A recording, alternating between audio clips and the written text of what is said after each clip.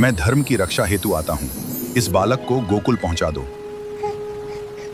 चिंता मत करो, सब ठीक होगा। यमुना उफान पर थी। वासुदेव ने कान्हा को सुरक्षित पहुंचाया।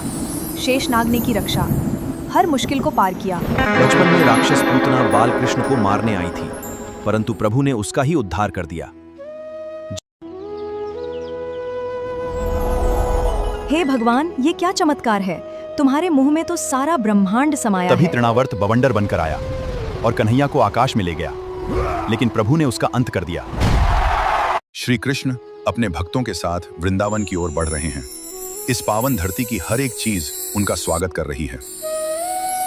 कंस ने तुम्हें मुझे मारने भेजा है, लेकिन वो ये नहीं जानता कि धर्म की रक्षा मैं स्वयं करता हूँ। अब तुम्हारा अंत निश्चित है। जब बाल कृष्ण ने कालिया नाग का मान मर्दन किया, यमुना की लहरों पर उनका वो दिव्य नृत्य अद्भुत था। प्रभु के हर चरण के साथ बुराई का अंत निश्चित था।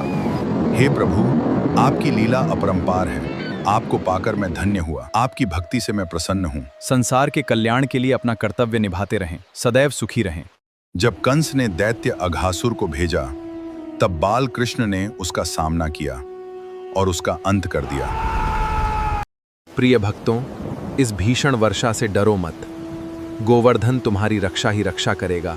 मुझ पर विश्वास रखो। जय श्री कृष्णा।